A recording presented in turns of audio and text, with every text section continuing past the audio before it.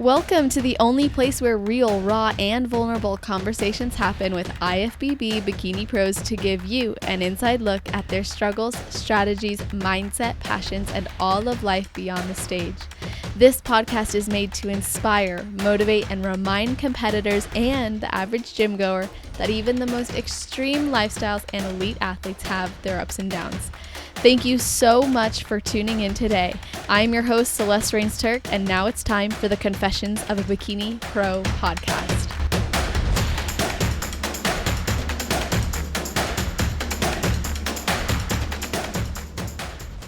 Today, we are speaking with a lifelong athlete who grew up doing gymnastics, then started lifting before two of her friends suggest that she competes, and that kicked off in 2017.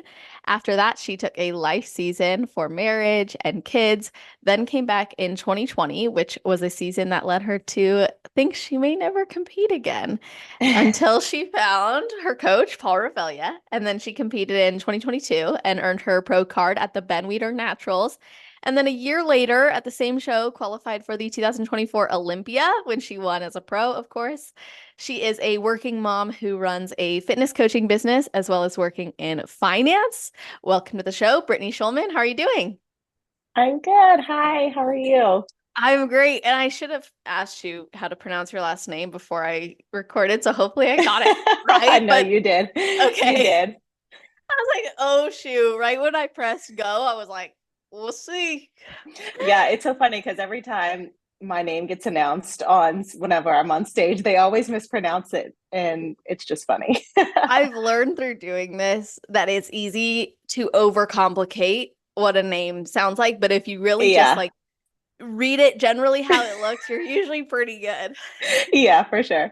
So before we get into everything I've planned for today, I like to start by asking if there's anything you do, think about, or maybe a ritual you have before your heel hits the stage. So I kind of have this ritual backstage, just to kind of get in the mindset and just kind of get into my zone. It's a song called Optimistic by a group called Sounds of Blackness. And it's just talking about, having faith in yourself and, just that it just gets me into like my Zen mode. Like it calms me down. It, being backstage and right before you start to pump up, there's like all this, hustle and bustle, but it kind of just grounds me and it just like reminds me that, all the work is done, to just be confident in myself, to be optimistic, and then just go out there and, put everything that I have done, all the work, just put it out on stage and just leave it all out there. Has there ever been a time where you didn't feel like you put everything out there? No, I I always just feel like, I've prepared, and I can only control what I can control, and that's, me executing my prep, executing my meals, my cardio, my exercising, and all of that. So as long as I'm doing my job on my end, I can't control who shows up. I can't control how the judges judge. All I can do is control what I do and what I put on stage, and that just kind of gives me the confidence to just let it be what it's going to be. That's so true. I think it can be easy to get caught up in the outcomes and what's going to happen and what are Mm-hmm. the judges going to think or what might they say after this, or we're bringing a different package. What if they don't like this as much? All those thoughts can really distract from a lot of the joy in this journey. Yeah, absolutely. And that's kind of why it's part of my process to listen to that particular song. Um, because I don't want to second guess myself. I don't want to doubt myself. Before shows, I tend to be a little quieter backstage. Like I'll still talk to people and, see my teammates, see my friends and chit chat, but I kind of really just try to ground myself because again, you can't control anything outside of what you can control. So just having that moment to myself where I can really, just get into a mind frame of getting out on stage, executing to the best of my ability. That's what really helps me. Absolutely love that. it's important in this sport, especially to just celebrate how much you've done and hope for the best, really, when you get to the end of it, knowing you did everything you could. Mhm. I know that your journey has had its ups and downs, like most of us, but let's go through that journey to winning your pro card because after that, you took a year off before making your pro debut and qualifying Mhm. for the Olympia. So, Yeah. what changed from 2020 when you thought, I'm never going to compete again, to then actually going pro and qualifying for the Olympia? Yeah, so in 2020, anybody who competed that year knows how hard it was with COVID. And you're like, oh, like I'm going to compete this year. And then lockdown happened midway through my prep. And we were kind of like, well, we'll still keep prepping. Lockdown's only going to be for 2 weeks, like they said. And then, the world will get back to normal. Absolutely did not happen that way. Um, the show that I had chosen kept getting pushed back and pushed back and pushed back. So we decided to kind of pause prep at that point, and then we started prepping again.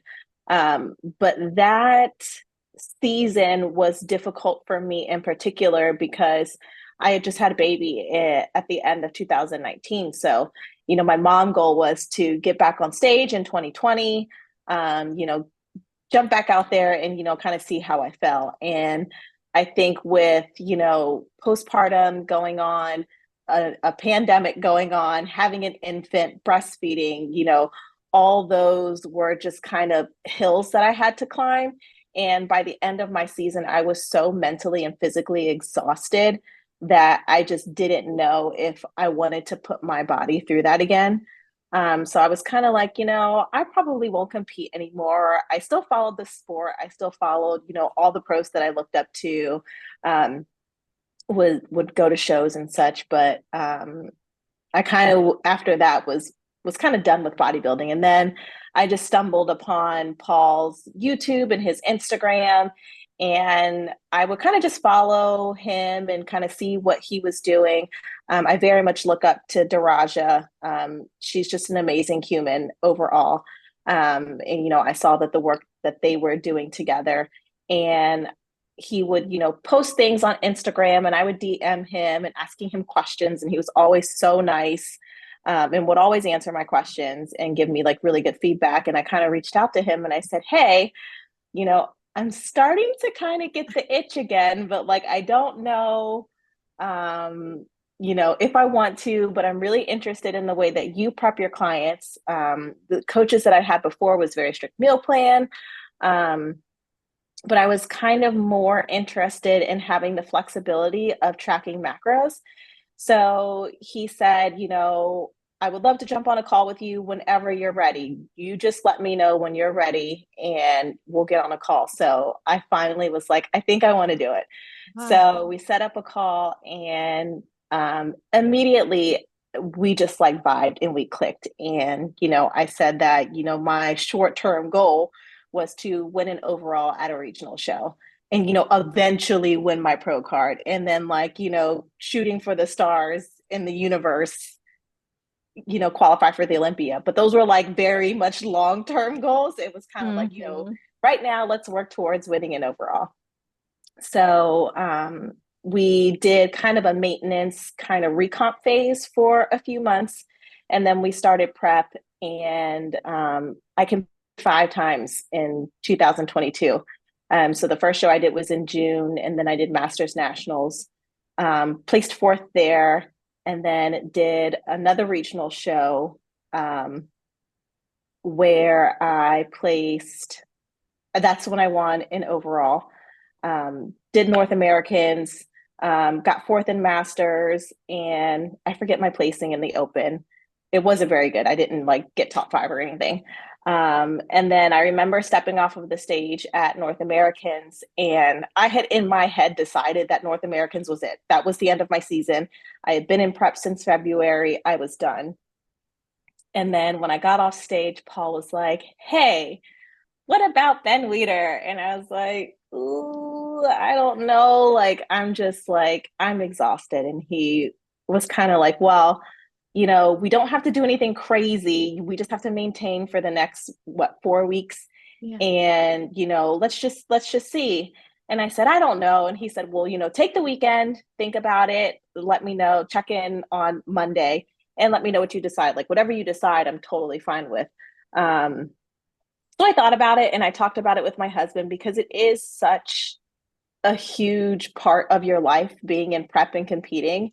And I have a daughter, I have a husband, I have my friends, and prep can sometimes be very isolating, especially once you get down, deep into prep. It's around showtime. So I wanted to make sure that not necessarily that he was going to give me the support, but that we as a family were making that decision because it's not just my decision. It affects everything and everyone around me. So I wanted to make sure that, we were on the same page and going after this because, my success is his success and vice versa. So we talked about it and oddly enough, the Ben Weider Naturals is in Alexandria, Virginia, and I'm from that area. We call it the DMV, DC, Maryland, Virginia. I'm from that area. I'm from Maryland. That's where I grew up my entire life. So I was kind of thinking, how cool would it be to go pro at home? And it's where I'm from. I'm familiar with the area. My friends, my family could come. Like, I think that would be really cool. And the super type A person in me was kind of like, I know that if I don't at least try, I'm going to have regrets. Like, no matter what the outcome is, if I don't try, I'm going to have regrets. So I checked in with Paul on Monday and was like, all right, let's do it. So 4 weeks later, we stepped on stage and I entered both the Masters and the Open. And I wound up taking both pro cards in the Masters division and the Open division. So that was just, when I got the first one, I was like, oh my God, like I did it. Like, I cannot believe that I did it. And then when I got the Open overall, it was just like, like my brain just wasn't computing. It was just kind of like, oh my goodness, like I cannot believe that just happened. But it was just like such a wave of emotion that came over me because I know how hard I worked and Mm-hmm. I knew, what it took me to get there. And again, being at home, with my family, my friends watching and screaming for me in the crowd and, meeting more people backstage and it was just so exciting. And then to turn around 2 hours later and step on the pro stage and compete in my first pro show the same day that I got my pro card and get first call outs. There's just no words that I can use to express like my feelings and like all the emotions of that day. It was like one of the most incredible days. And the fact that I was able to share that with my teammates and my family and friends, it just meant so much to me. That's amazing. And this whole story is amazing. And it's making me wonder, when you signed up for the Ben Weider, did you extend your stay thinking, well, I will compete at the pro show? Or were you already booked for that? I know that's a maybe random question, but No, so so Paul wasn't able to make it to Ben Weider. He was supposed to come up for the show, but there was a hurricane that weekend yeah. and he couldn't get out of Tampa. So some of my other teammates who are amateurs and pros were there. And after I got off stage, I immediately called Paul because what else do you do when you turn Yeah, pro and your exactly. coach isn't there? So I FaceTimed him and he was like, we were so exciting and we were chatting. He's like, oh, so you're going to like compete in the pro show, right? And I was like, what?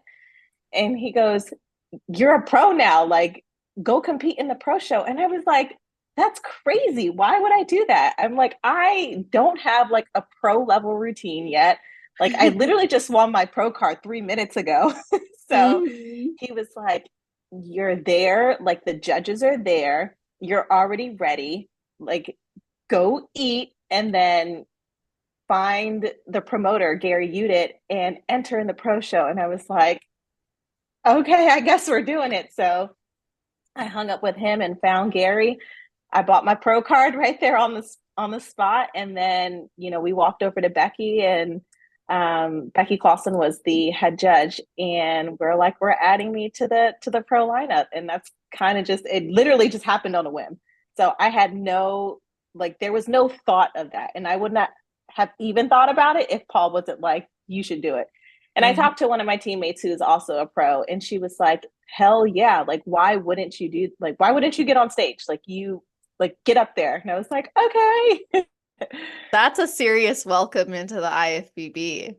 Yeah, yeah. I Our team is so amazing, because we all support each other. Like obviously we're competing Mhm. against one another, but um, I all the girls who are a part of Team Pro Physique, like everyone's incredible and everyone's so encouraging, and it's literally become like a second family to me.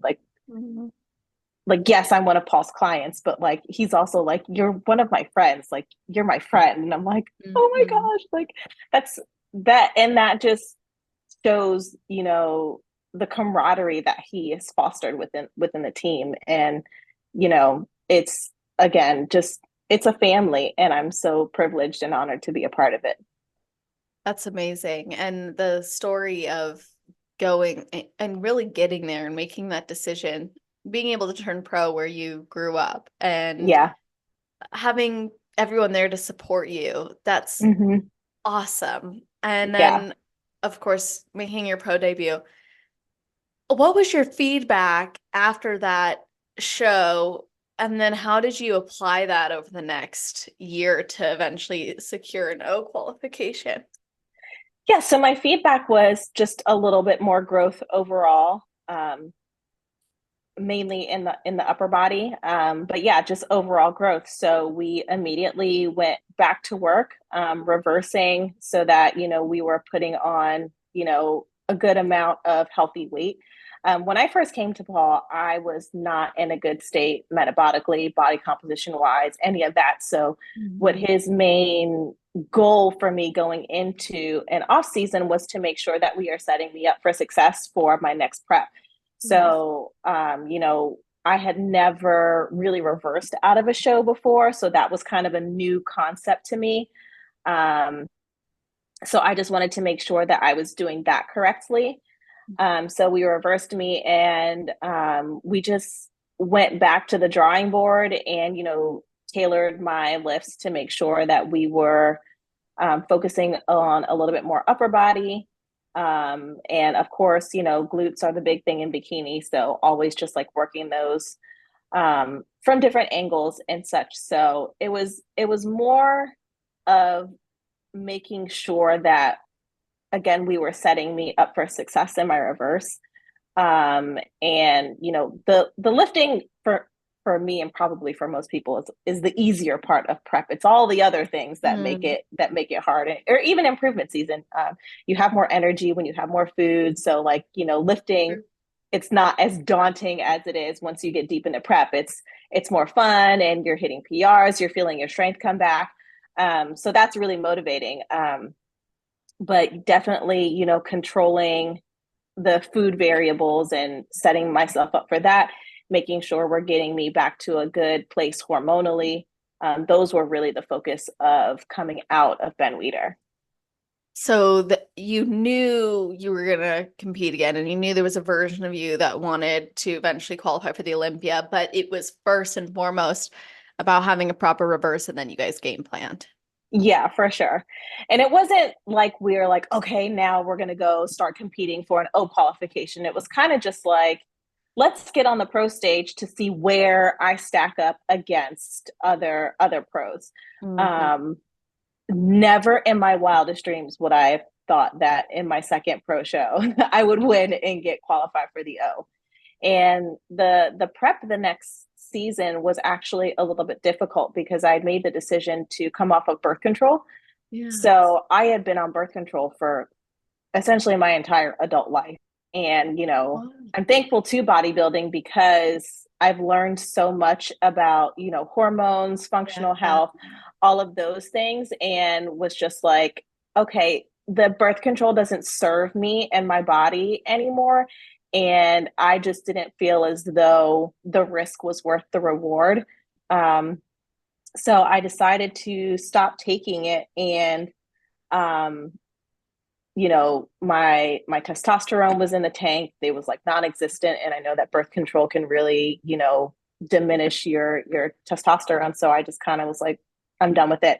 But that prep was a little bit difficult because my body is now trying to re-regulate and, produce the hormones in the normal ranges and such. So there was just a lot going on hormonally that made last year's prep a little bit difficult. So we had a show target that we wanted to hit, and it came and went. And then we had another one, and that came and went. But it was kind of just like, I did have those moments where I thought maybe I should just call it and, try again for next season. But we were so close. I was like, okay, Ben Weider is coming up. And actually, the year that I won my pro card, Ben Weider was about 2 months earlier than what it normally is. So it's normally in November, but that year was in September. So last year we were kind of like, all right, well, let's do a show. I live in Pennsylvania, and I go home to Maryland frequently. Let's just do Ben Weider. It's easy for me to get to. Again, it's no stress because it's home, it's comfortable.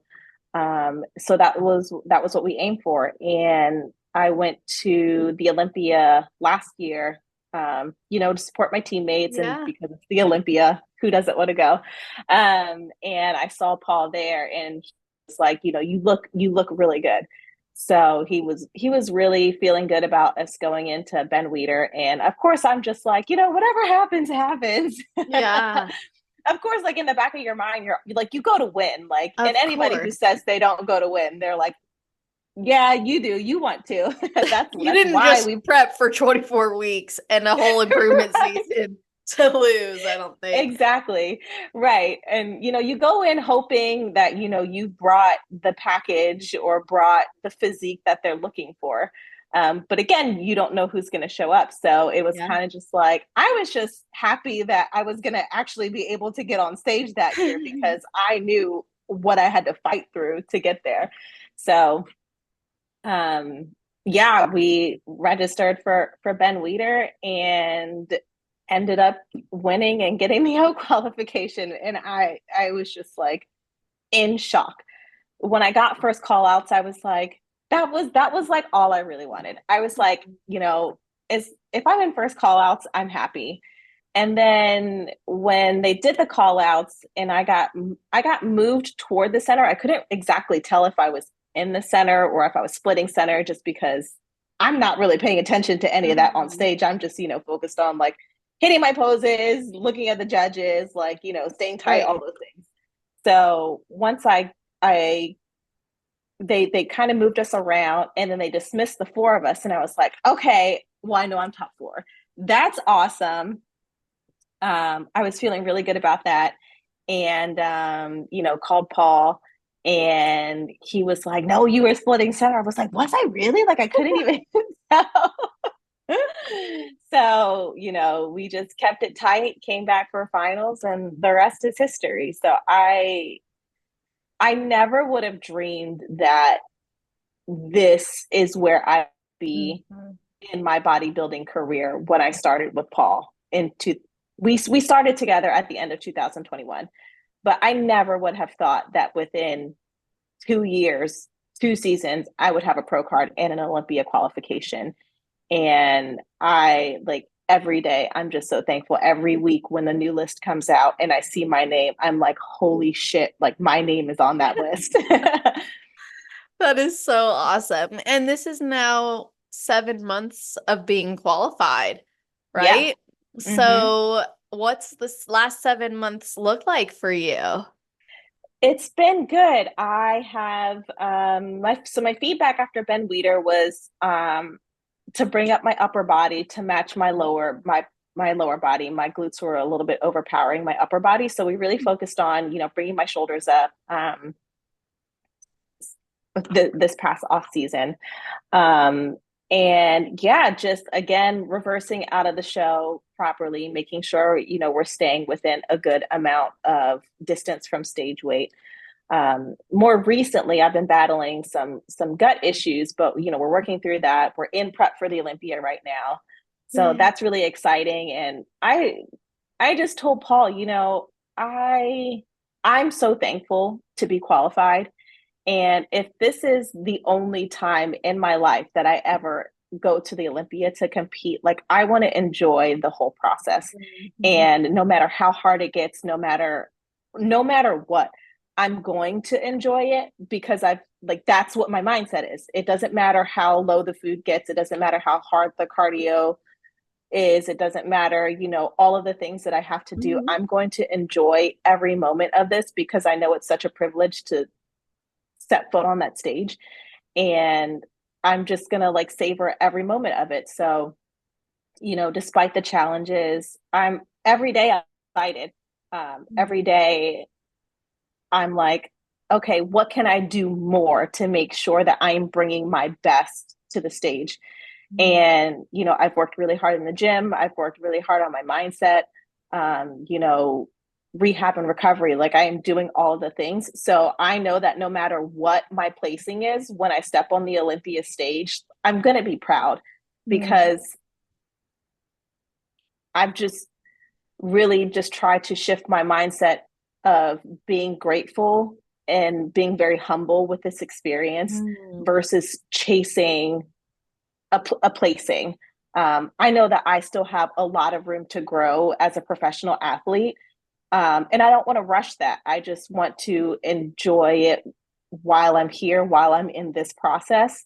And then, after the Olympia, we'll go back to the drawing board and we'll see where we need to improve and what the judges are wanting to see from me. So, Wow. I love that mentality of maintaining humility and gratitude and understanding that there is always room to grow. And what if this was your last opportunity to mhm. step on the O stage and making the absolute most of it? Yeah, I'm curious to hear. It sounds like you foresee a future career in bodybuilding. Like it doesn't sound like this is gonna be my one and done. no, Like after as a no. so what did you think of the announcement this year of all the natural pro shows that are going to be happening in 2025? I imagine that was probably like exciting news for you. Yeah, yeah, it is really exciting. I've only competed in natural pro shows just Right. by nature of how of how things have fallen with prep and such. So I don't want to limit myself to only natural pro shows, but I think it's really exciting for the NPC and the IFBB just in general. It's giving athletes more of an opportunity for those who want to stay natural. Um, a chance to qualify for the Olympia or a chance to get their pro card. Mhm. Um, I think it's exciting. It's only widening the reach of the NPC and the IFBB, which I think a lot of people and a lot of competitors are really excited about. Just for that opportunity, what anyone chooses to do, staying natural using PEDs, like that is completely up to you. Mhm. But I do know that it it's bringing it's bringing more people back into the NPC Yeah. because there are more opportunities where people, feel like they're able to compete against other natural athletes. So I think it's exciting. I think it's great. And I'm really excited to see how it continues to grow. I mean, the Yeah. NPC and the IFBB is huge worldwide. Like there's the NPC worldwide, there's, IFBB's international. So I'm really excited to see how it goes and to see Ben Weider grow. Like with the first year that they did it in the States, I know it was like a pretty decent sized show, but now it's getting huge. Like it's a the whole Ben Weider weekend, I think, is a 3-day show this year, which is so exciting that people are getting excited about it. So Mhm. that makes me really happy. Yeah, that's so awesome. I think that for some athletes, it's like you said, an opportunity that's been opened up that wasn't previously there. Mm-hmm. And I think that because they want to maintain like a growing industry in sport, like having those Yeah. opportunities is great. Something like you going and representing that as well Mm-hmm. is really awesome. Like you're able to present like I'm literally on stage with the best of the best. I am among the best of the best. I'm one of the Yeah. best.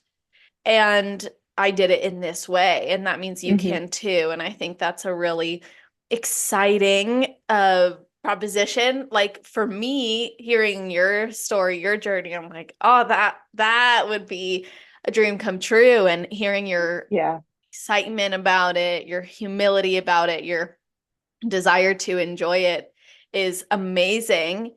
And it sounds like you are recognizing there's a level of prestige to the Olympia stage compared to other stages, and that this is very important to you. So, when you think about how this prep is going, or how you're looking at this prep compared to maybe past experiences, are you noticing a difference in mindset or overall energy, effort, those types of things? Yeah, for sure. I mean, I very much recognize that I'm literally stepping on the biggest bodybuilding stage in the world. So Yeah. everything has to be elevated. My mindset, my execution of my nutrition, my lifts, everything. So I think the biggest change really from last year to this year is last year we were kind of fighting to get on stage, Hmm. whenever we could. Now we know that we have to be ready. Like there is a very strict date that we have to be ready by. And you know, if there's a day where I'm kind of like, man, this is tough, I'm like, snap out of it. Like you have a goal, you have a job to do, Hmm. so get to it. But just making sure that, and it really does give me energy and excitement every single time I step to do a cardio session, or every time I'm like exhausted after working all day and then going to lift. I'm like, I get to step on that stage. So who am I not to give it everything that I have? Like till the last like tear drop I'm able to muster up, or whatever the case is. Like I get to be on that stage, and I very much recognize that privilege. So how dare me not have the mindset of I get to do this and not give it 1000% that I have. And that really does energize me. Every day I wake up and I'm like, okay, I know my food's going to drop. I know my cardio is going to get higher as the weeks go on, but I'm excited because I get to step on the Olympia stage. And again, because I've shifted my mindset to be like, I'm going to enjoy this no matter how hard it is and what the outcome is. Like I'm excited every single day. Like, of course, nobody wants to do cardio. Like, who wants to just like be on a treadmill or an elliptical? Like, it's not fun.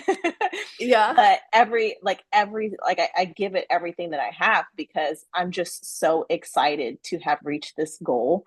And I want to get there. I want to get there and just have that experience. So I'm 1000% putting everything I have into it. Is almost like parts of your past as an amateur and then going pro and then preparing for a pro day or doing a pro debut and then preparing for your second pro show. It seems like that actually potentially like forged a mentality of resilience within you too that's likely helping you now as well. Because you Yeah. had referenced in the past, like there were days where you're like, why am I doing this? How am I Yeah. gonna? So to be able to like go from some of those maybe feelings of hopelessness, like, will I be able to step on stage? Hmm. The next show is gonna be canceled, or okay, is my body gonna respond? This is a new body Yeah. we're working with, to then Hmm. I'm qualified for this really the biggest stage in all of bodybuilding, and there's going to be hard days, but I'm ready and grateful to do that. Yeah. And I think for me, like I have a 4-year old, and I know that she looks up to me. She emulates me, like in what I do. Like when I do my check-in photos, like there were times where she's like, I want to put on my swimsuit and put on your Aww. shoes, so that because she wants to take pictures, like she wants to do check-in pictures. And she does she'll like do my like back poses and like front poses in the mirror, and it's Oh. literally like the cutest thing, but I just laugh because I'm like, she is literally me. But I see her watching me, and she knows that mommy goes to the gym, she knows that mommy like works hard, she knows that mommy eats, sometimes different from her because, I have my goal. So I say all that to say that I know that there are little eyes watching me, and all I want is for her to see how hard work can help you reach your goals. And I every time I step on stage and I see her in the crowd and I hear her and she's cheering for me, and she's screaming for me, and she's so excited to see me up there, and then once I get down, she always runs and gives me a hug. Like, having the support and the love of my husband and my daughter, and understanding that I'm a role model, obviously to her, I'm her mom. But making sure that I am doing everything that I can to make them proud, like that really fuels me too. And not that they would, if I don't place well, they're going to be like, well, you didn't place well, we're not proud of you. Like, that would absolutely never happen. But to be able to share those experiences with them, and for them to be equally, if not more, excited for me, because yes, I went through it, but they saw me go through it, so they know how challenging and the struggles and everything like that really means a lot to me, and that really fuels me. Wow, that's so beautiful. Like to have your family as motivation and drive and to want to be that example to your daughter because you also see how you're an example to her without Hmm. explicitly saying this is what we're doing. She's just Yeah. modeling you and she sees you pursue something you're passionate about, sees the Mhm. hard work, the work ethic that you have. And you had mentioned something earlier, and I'm glad you brought your family up because I wanted to circle back to this, which is you consider prepping a family decision. And you said because it does affect everybody around you. Hmm. Walk us through how it affects them because you have a unique mindset because you've experienced prep pre-child and you've Yeah. experienced prep post-child. So what do you notice the effect being and how does that like what are the things that go into making that decision as a family? Yeah, I mean, just the demands of prep, going to the gym, doing your lift, doing your cardio, meal prepping, all of while I'm doing all of those things, that's taking me away from my family. And I never want to feel like I am prioritizing bodybuilding over my family. Like, first and Mm. foremost, I'm a wife and I'm a mother. And those are like my number one and two jobs. So um I always want to make sure that I'm being very cognizant of how prep or how bodybuilding is affecting them, because I'm choosing to do this. They're not choosing it for me. So I want to be very mindful and respectful of the fact that I do have a family and they are 100% my world, but I don't want to take away, like, prep is already taking away my time from them and some experiences from them. So I want to make sure that in doing so that I'm being cognizant of when I do have, my time that I'm not in the gym, I'm not at work, I'm not doing cardio, I'm not meal prepping, that I'm spending it with them. And my husband is very supportive of, he's like, whatever you want to do, like, I'm with you 100%. But I think it's also important to just have that conversation and have that open dialogue, to see how they're feeling, and to see how it affects them, because it could be a situation where, oh yeah, like, well, you want to do it, so like I'm going to support you, but it's like, yes, like, I love that, but I also want to know how, like, it's making you feel, if there's anything that I can do to make this process easier on you, because it doesn't just affect me. Like, you know we have date nights, so date nights are going to come fewer and far between when I'm in prep, and when my meals are very strict. So how do we replace that date night, going out to dinner, stuff like that, with another activity that's still going to strengthen our marriage. You Mm. know, if I have to do cardio, you know, I try to wake up early and do knock it out 100%, if not do half of it before I go to work, because I know when I get home that I want to spend time with my husband and I want to spend time with my daughter. So I try to do and schedule at least cardio for the most part, you know, and to an extent my lifts. Um, when I'm already going to be away or outside of what I call family time, because then that helps quell also my mom guilt and my wife guilt Mm. from being away from them. Because again, as you get deeper into prep, the time demand is a lot higher. So I really, you know, keep the lines of communication open with my husband. You know, if I'm having a bad day or if I'm having one of those prep days where I'm like I'm tired, I don't want to talk, I don't want to socialize, like I 100% tell him, hey, you know, this is one of those days. And don't take my quietness as like, you know, I'm upset or I'm sad or whatever. I just need to sit on the couch and do nothing. And he very much is like thankful that I keep that line of communication open, because then he doesn't have to wonder what's going on in my head. Right. Like it's very clear. And the same vice versa. Like, hey, you know, can you shift your cardio or your lift because I have this in my schedule and we need to be flexible. So I think it's only fair for me to be as flexible with him and his Mhm. schedule and her schedule as they are with me and my schedule, because we are a family unit and we're a team.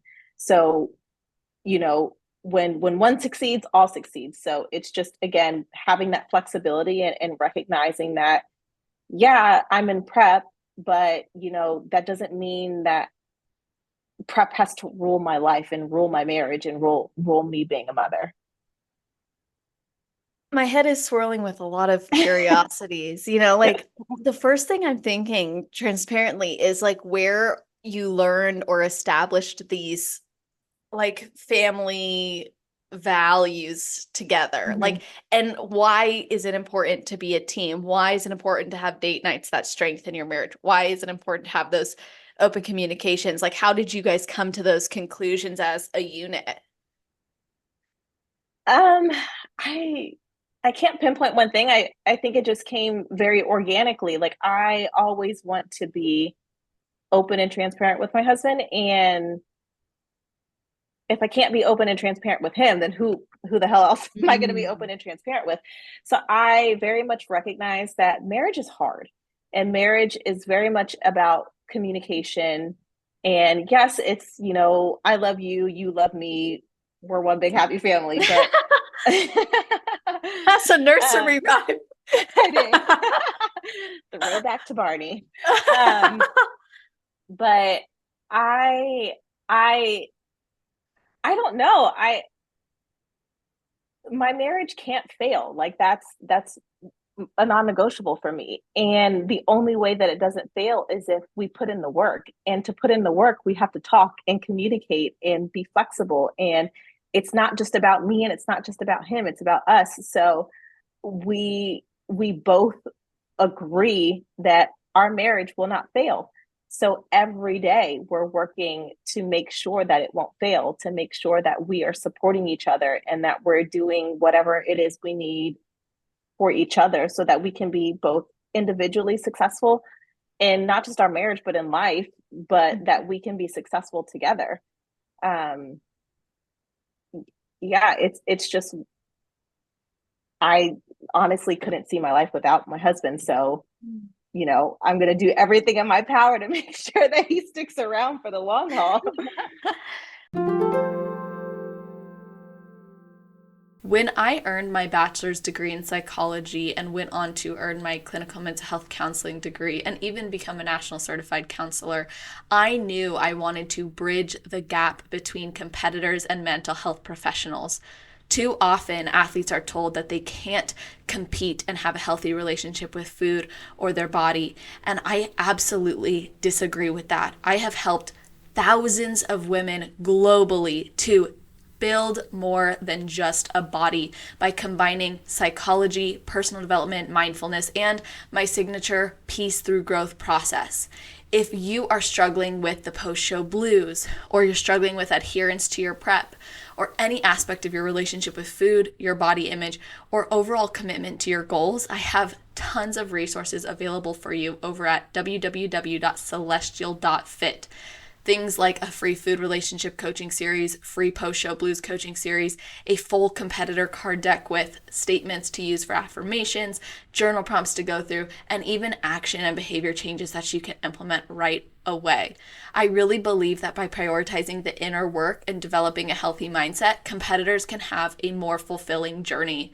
And I know the mental side of this sport is really key to establishing longevity, ending the yo-yoing from show to show, and really establishing goals that span well beyond the stage. If you're looking for that support, head over to www.celestial.fit, where you can find tons of free resources or even apply to work with me. I think that's so beautiful. Now, when did you guys meet? We met in 2015. So before you even started competing. Yeah, so he is actually what kind of was my catalyst to starting to lift. And I worked at a club in our town, and two of my coworkers and friends were competitors, one for the WBFF and one for NPC. Mm-hmm. And when I met my husband, like, I really wasn't into fitness. I didn't go to the gym at all. I was kind of just like a human existing. I had done gymnastics my entire life up through college. And once I met him, he was like super like into the gym and into lifting and all of that. So that was kind of like how we bonded at first. It was like, oh, I want to spend time with you. If you're going to the gym, I'll just go with you. Like, okay, like we'll kind of see what this whole gym thing is about. And when I started lifting, you know, I started chatting with my two friends, and they said that they were competitors. They were like, you should do it. Like, it's fun. And I was like, okay, we'll see what this is kind of about. And it kind of gave me motivation to keep going to the gym. I'm very, you know, I want to have something to work toward. Mm-hmm. So competing gave me a reason to go to the gym. It gave me a reason to not be like, I don't feel like doing it today, so I'm not going to do it. So that's kind of the catalyst of how, you know, my bodybuilding career started. And again, like, I just went into it very blindly. I was just like, oh, this is fun, like sparkly bikini heels, like completely oblivious to the world of like the full scope of bodybuilding and the NPC and the IFBB. It was kind of just like, oh, you know, we'll see what happens. And then 7 years later, here I am. That is so awesome. And there's something that I'm noticing in a lot of what you're saying, and I really love this. It's such a great reminder to keep the perspective that bodybuilding has served so many of us in establishing a healthy understanding of our body and also lifestyle. I think after many years in it, you can like get really hung up on the criteria and the physique and working towards it. But then you look back, you're like, well, wait, like it's what established this routine, and it's why I eat the way that I eat, and it's helped me to stay in the gym and be active. And you had said earlier too how it taught you about like hormones and what's better for your body. So it's like, wow, you know, bodybuilding gives us so much, and I think it's important to remember those things. So I just like that you're pointing those things out. Yeah, exactly. And, you know, if you would have told me in 2017 when I started on this journey that this is where I would be, I wouldn't have believed you. And for me, like, it's important, regardless of, you know, stepping on a stage and, you know, competing, like, this is a lifestyle for me, because I want to make sure that my body is strong enough and healthy enough to be as active as I can with my child for as long as I can. And that is what's important to me. Like, my health and wellness is important to me. You know, there are the sides of competing, where we take it to the extremes, but we don't hang out there for long periods of time.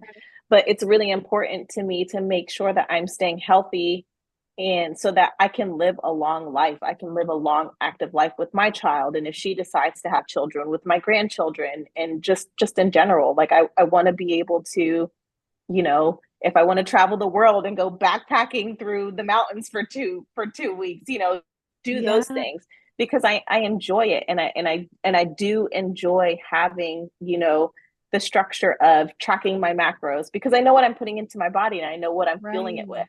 And I like how I feel when, I feel as though I'm healthy and my body's functioning optimally. Like my husband and I talk about all the time, like, you know, with especially with what's going on with my gut, I'm like, how many people don't even recognize or realize that something is off, because they're Yes. just in this perpetual state of, not feeling great, Yep. that they don't know that there's something going on. And as soon as like my gut issues started, I knew something was off, because I'm that in tune with my body because of bodybuilding, because I focus on my health, because I'm focusing on understanding the processes and what's going on. So um I I really do enjoy it as a lifestyle. It's not just a hobby. Those are powerful words and sentiment about being an athlete in this sport and in general. I think especially like general population struggles to know how good they can feel Yes. because they're not focused on it. And now I'm wondering if that's part of why you're also getting into coaching. I don't know if it's contributing to that. Yeah, for sure. I remember when I was coming out of college. So I have a degree in kinesiology, and I Oh, was like, wow. well, I don't really want to be a personal trainer and I don't want to be a physical therapist. So I kind of just have this piece of paper that says I graduated college, and I don't really know what I'm going to do with it, but whatever. Uh-huh. Um, You can hang it up but at least on the wall. I know it's honestly still in the tube that they mailed it to me in, and it's been well over 10 years. So I should probably, frame that or something. But um I'm a lot of people naturally, when you share your experiences in your life, your lifestyle through social media, people have questions. Hmm. And a lot of friends have been reaching out, and I've gotten a lot of like DMs of people asking me about this and about that, like how do you track macros, like what is your regimen and such, like. And there's very much, I don't want to say a need for coaches, but if people are already, coming to me as a resource, why wouldn't I, Right. give them, you know, be able to answer the questions that they're having and be able to give them and share my knowledge with them. So that's kind of where it started. And I I very much recognize that postpartum is, that kind of, I don't I don't love the term snapback, because Mhm. I think that breeds the message that, once you have a child, you have to get back to where you were. And I don't think that that's the case, because once you are pregnant and bring a child earthside, your body's going to be different forever. No matter Mhm. what you do, you have Mhm. given and you have grown and produced life. So your body is never going to be what it was before. You're not going to snap back because you had a Yeah. baby. So I think with my coaching business, my goal is to help women, just feel good about themselves, and get to a place where they feel good. It's not about snapping back to a certain, way they used to look. It's not like finding a picture of a model or whoever in a magazine and being like, I want to look like that, because our bodies are so individual. So it's more of getting them to a place where you're happy with how you look and how you feel, because I think people value the look over the feeling a lot more. Whereas to me, I value the feeling of my body and how, like, I have energy, how, I have strength, how the look will come. But when you feel good, that's when, like, the things start changing. That's when, you know, you're entering that wellness and that healthy lifestyle. So true. I always have said that the body is a bonus, right? It's Mm-hmm. really a byproduct of what we do. And we can only continue to do what we do if it is beneficial and healthy and something sustainable. Yeah. Um, and when you've experienced a post-show rebound or you've experienced extreme body changes, you know and understand like the body we're working with is ever evolving. And I just love how you said that you don't appreciate the term snapback. This is something that has always irked me is like, I want to get Mm-hmm. back to this. It's like, Yeah. we can never get back to something because we're new, we've evolved. Mm-hmm. We've even just one little lesson we've learned can change everything. So Yeah. I love that that's what you want to support people with and you want to encourage. And well, I mean, something I'm now wondering from someone who wants to become a mom, but maybe isn't yet, Mm-hmm. but has those fears of their body changing. What would you want them to know or consider if they are worried, like, hey, this is going to impact my physique, it's going to impact my competing career. Maybe I should Mm-hmm. wait. Like, how would you ease those concerns?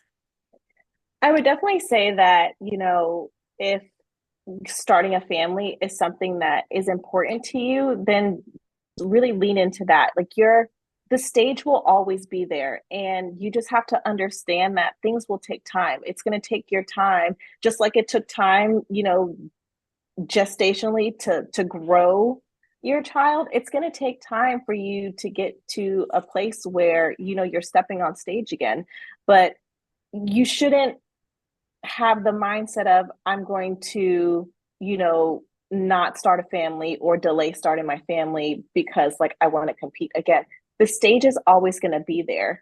But if you want to start a family, like, go for it and understand that, yes, there will be challenges. Your body's going to change. You know you're going to put on weight, but also making sure that you're putting on a healthy amount of weight, that your body supports and is able to support the pregnancy and not going overboard, so that you're setting yourself up once you do have the baby to, you know be able to, you know shed the weight and get back to, where your set point is.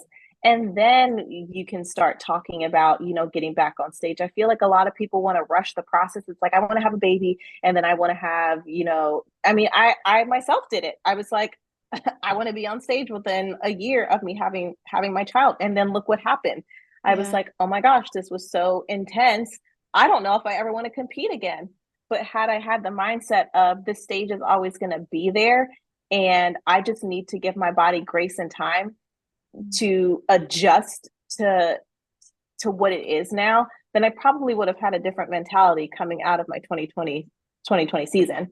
So it's again just about giving yourself the time and the opportunity to settle into your new body, because it's going to be different. And every prep is different. Some preps you drop weight like that, and then other preps, your body's kind of stubborn. So it's the same way after you post pregnancy. So just making sure that you are setting yourself up for success before you conceive, making sure, again, your health is paramount, and you're functioning optimally. That, if you do decide that competing after pregnancy is something that you want to do, making sure that you are doing the things to support your pregnancy, doing mobility work, strengthening your core. All of those things not only help after pregnancy, but they help during pregnancy, and they'll help you once you give birth, to making sure that anatomically, like, your body is able to, be strong, be strong again. So yeah, I think it's just not rushing, and just being patient and enjoying the life season that you're in, versus constantly chasing, what life season you think you want to be in, or where like you see yourself 3, 4, 5 years from now. Like those times will come, but really enjoying where you are right now is the most important part. That's really good advice. I'm soaking that in because I think that's important to hear and to tell ourselves often as well, Mm-hmm. rather than fixating or focusing so much on what's next, what's next. What do I Yeah. want? Where do I want to be? What do I want to be doing? Instead, it's like, Mm-hmm. can I just be? Can we just be with what is and know that Yeah. that's great? Mm-hmm. Yeah, for sure. I mean, look at Angelica. Like she was Miss Olympia, had, her time off to have her children, and she's back on stage and looking like incredible. Like you can do it. It's going to take time. She didn't rush. She took her time, and just being able to spend those early years, with your children and not rushing that process, because like I said before, prep takes a lot of time away from your family. So, right after you give birth, and those first few years when those babes need you like 24/7, just really leaning into that experience and embracing motherhood, especially for those who are first time moms. Like don't don't not take advantage of that time, because you're never going to get that time back. Like prep will always be there, the stage will always be there, there's always going to be another show, but your kids will never be that little or be having those experiences with you, if you don't have them, in those moments. How do you navigate mom guilt or regret when it does come up, when you feel like maybe you are missing out or have missed out on certain things when pursuing other areas of life? I mean, that's where kind of having that open line of communication with my husband comes into. When I have those kind of feelings creep in, we kind of talk through it and see how we can adjust, or how we can, shift the schedule around so that maybe, I'm not missing something, or that, we can accommodate, meet somewhere in the middle. So I think before I let those feelings creep in a lot, but right now, instead of being reactive to it, we're being proactive, so Mhm. that it kind of prevents them from happening in the first place. Because if we see like a conflict or something coming up, it's easier to take care of it before it even happens, versus, it happening and then like I feel like shit and I'm like, well, there goes that. So just really, being proactive instead of being reactive is just the most important part. Absolutely. That's great advice for any phase of Yeah, life. just yeah, just in general. Because things happen. Like that was really what I had to do to get through school and competing and running a business all at the same time. I was like, Not even imagine. you gotta be proactive, girlfriend, because Yeah. this is gonna eat you up if not. Because it was really challenging, but I try my best. I was just telling my dad on the phone the other day. I was like, this is the first day I've had in a couple weeks where I've been able to be proactive instead of like Hmm. just doing what's on like the schedule and entertaining people and Yeah. hosting people and traveling and speaking. And it was nice to just Yeah. back off my to-do list. And I was like, Yeah. oh, I missed that feeling. So there's so much value in that. And sometimes we have those seasons, like you said, there's times for the beginning of motherhood where you got to be there and that's Hmm. just they need you. And Yeah. then those transitions, having those open lines of communication, knowing things will change. I think that the fact of being proactive in that makes so much sense. Hmm. And something that I also admire about you is you have multiple interests and you've been able to manage this. Now, something I was like, I need to talk to her about is Muay Thai. Yeah. How did you do that while also like I mean, I don't even think I mentioned this in your intro, but you were doing that while prepping for your show, right? Yeah, so I am one of those people who has this chronic issue where like I can't sit down. Like I'm always on the go. I'm always doing something. And it's like I do it to myself. I'm like, I have too much to do, but I'm like, well, dummy, like you do it to yourself. But You yeah, filled your so schedule. I know I do. I have a problem. But my sister-in-law, she helps run a mixed martial arts gym Uh-huh. in our town.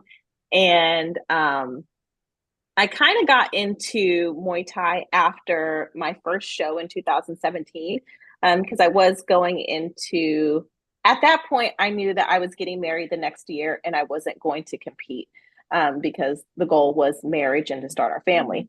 But, and I wanted to kind of step away from the gym a little bit, and just kind of find interest in something else. So I started doing Muay Thai, and that kind of grew into, it was kind of just like a hobby, just like I'll go and see how class is.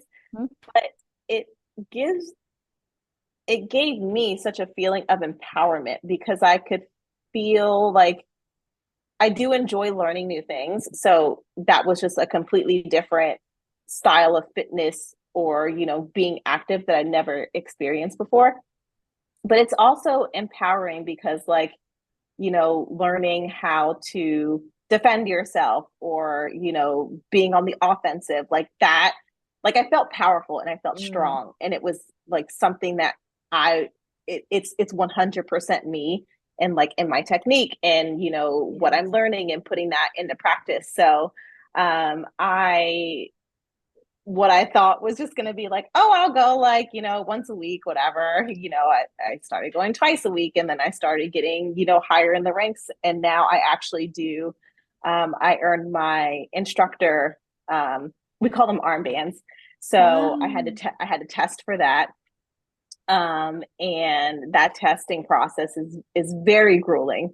Mm. Um, so I did that, after my 2022 season, um, because it's physically demanding, the testing Yeah. process. So I got my instructor armband, and now Congrats. I thank you. So now I train and I teach. Another thing on my Wow. schedule. I was like, I missed that part of it. Like you also, Yeah. you in Yeah. finance, you're a mom, you're a wife, you're starting a coaching Yeah. business, and you're obviously prepping for the O, and you both train and instruct in Muay Thai. Yeah, it's I do love it. It's very good workout in and of Yeah. itself. But again, I would encourage anybody to go, find a martial arts gym and see if they have free trials for either jujitsu or Muay Thai. I did start doing jujitsu a little bit, earlier this year, but I stopped once I started prep because the risk of injury is a little bit higher, Nice. and I didn't want to risk injuring myself. But I still do Muay Thai, because the risk on that end is a lot lower.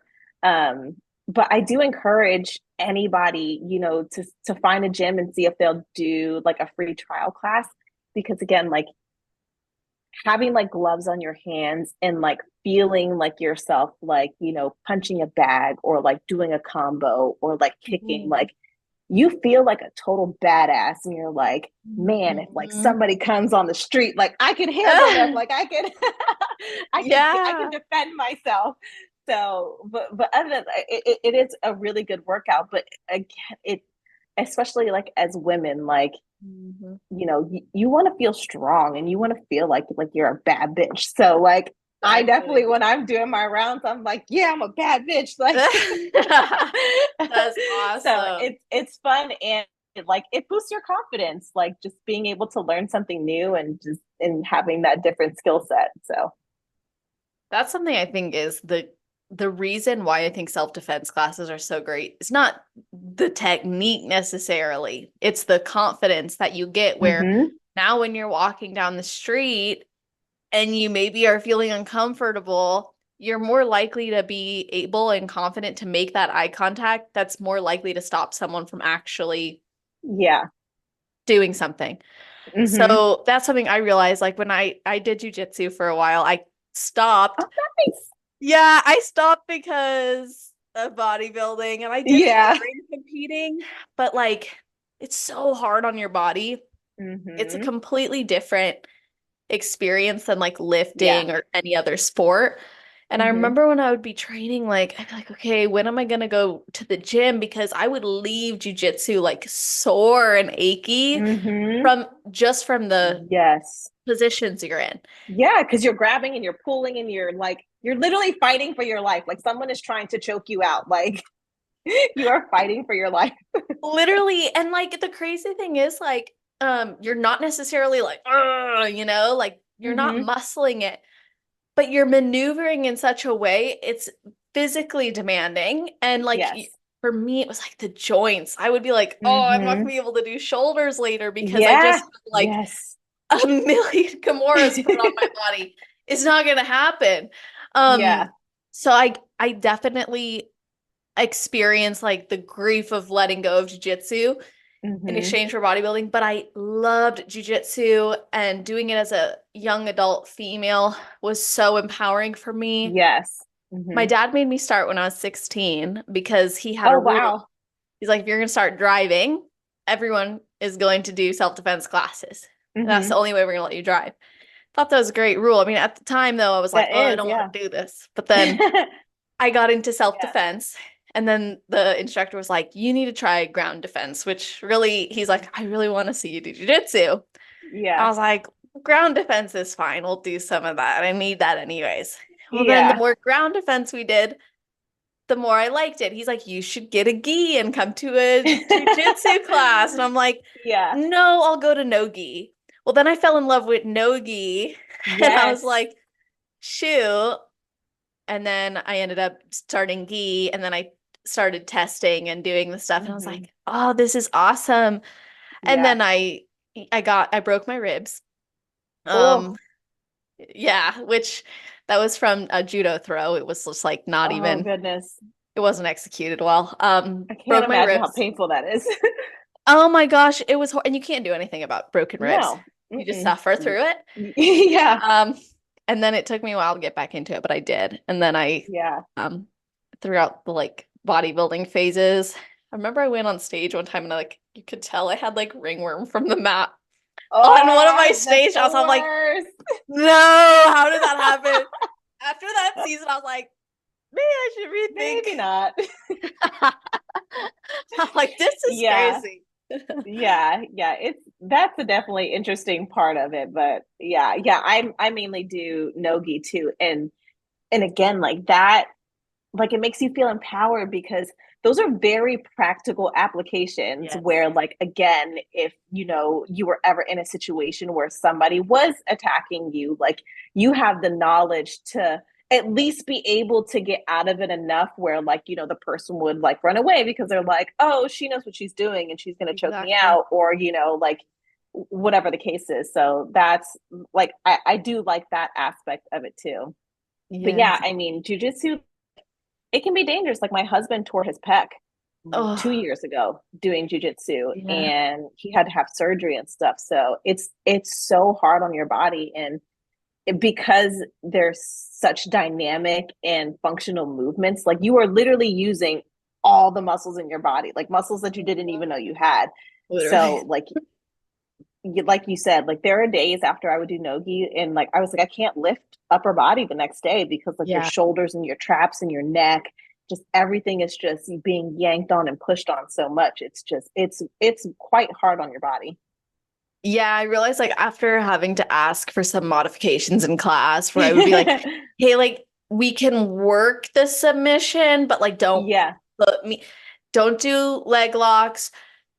Don't even think about touching my knees. Like Yes. Oh my gosh. Yeah. I'm That was the tapping biggest out the one for me. moment I'm like this. I'm like, nope, let it go. Yeah. Yeah. Yeah. My knees were like my meniscus. I was like, there were a couple days where I'm like, oh, doesn't feel too good. So I was like, you know what? It's definitely not worth it in prep. Like, last thing I need is to tear my meniscus or like destroy my knee, and then I can't do anything. So again, it'll be there once my season is over and I can get right back into it. But you know, this is the season I'm in now, so that's where we are. So do you count your Muay Thai classes and or training sessions as part of your cardio? Yeah, I do. So at the end of our Muay Thai classes, we do what are called rounds. So each round is 4 minutes with a 15-second break in between, and we do six of those. So if I'm doing rounds that day, then I will count that towards my cardio. Because like when you're doing rounds, like your heart rate is up. That's what I'm It's kind of thinking. it's almost like a hit workout because you're going for 4 minutes straight, and then you only get that 15-second break, and then you're right back at it. And then when I do rounds, I do all six. So I'm hitting for 20 Ooh. 25 minutes straight. So yeah, we're definitely counting that towards cardio. Yeah, that I was like, you either don't have much cardio programmed in because of it, or you have to count it towards your Oh yeah, cardio. for sure. Yeah, for sure I do. Does it ever affect your nutrition too? Because that's like a lot of output, or no, because it's just accounting for cardio? No, I don't do it every day. So the most I ever have done it would be twice a week. Oh, So okay. I very much recognize that, well, and that's hard on your body too, because it's a lot of like punching and hitting. So that's, Yeah. it's a lot of work on my shoulders. So I definitely don't want to do it too often because then my lifts would suffer. Right. So I kind of stick to that as 2 times a week. Um, and that's just always how I've gone just to class two times a week. So yeah, Do you get body work done? I do, not as often as I should, but my chiropractor is one of our really good friends, and he um has his practice. And I was like really skeptical about going to the chiropractor because I'm always like, what if they break my neck and then like I'm paralyzed, and I just it's irrational. Uh-huh. But once I was like deep in the prep, my 2022 season, my body was just like aches and pains, and like I can feel my hips like coming out of alignment frequently. So I went, and oh my gosh, like it makes such a load of difference just being able to have someone take care of my body. And he also works with other athletic groups with the university, with Penn State University. So he's very much of the mindset of where he is constantly wanting to learn more so that he can serve more people. So when I remember last year, it was coming up on a peak week, or it was like 2 weeks before I was competing, and I needed body work done. And he called another chiropractor who's worked with bodybuilders and was like, I know that I can't do like certain heart manipulations. Like, what can I do? What can I not do to make sure that, she's not having an inflammatory response, Yeah. or that I'm not, you know, messing up something for her to be on stage in 2 weeks. So just having somebody who has that care and Yes. wants to gain that knowledge so that they can serve you the best. Like, not everyone is like that. And I'm so thankful to him because, again, not only does he keep my body in check, but he is educating himself to serve me and his other athletes better. Mhm. That's so awesome. I couldn't imagine doing as much as you do and not getting some treatments every Oh, once in a yeah. while at least. Yeah, for sure. Yeah. So, My my upper body tends to get really naughty really quickly. So I yeah. definitely have to get that body work done. And I try and do my due diligence of doing my mobility work at home, but like when Mhm.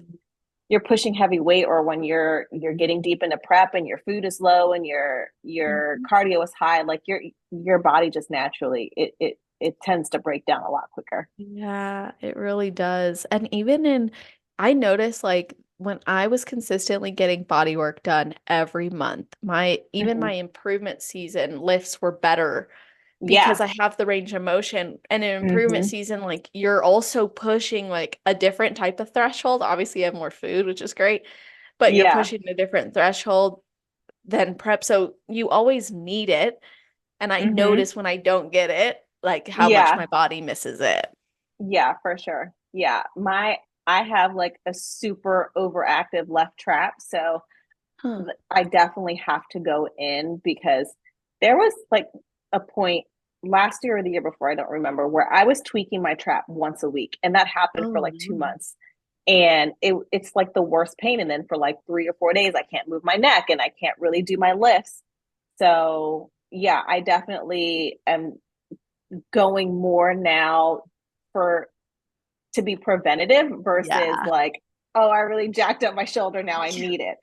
So yeah, having that maintenance has definitely made a big difference. Yeah, for sure. Well, with everything that you're doing and everything you've already shared, I know we've got a lot of great advice, but I like to wrap up by getting your best advice. So, what is your best advice for somebody who has never competed before but wants to? And then your best Mhm. advice for somebody who's on their road to pro? I would say for somebody who's never competed before, just really immerse yourself in this world, in this industry. Um, because there's so much knowledge to be gained and there's so many resources like your podcast, YouTube, Instagram. Just really immerse yourself and do your research. What division fits your body type best. Do your research on coaching. And I think it's really important to have a coach because having that second eye or just having somebody who can give you a laid out plan versus, you doing it yourself will make the process a lot simpler, not because anybody is incapable of doing it, just because it's one less stress on your brain and on your body when you're, going into a prep.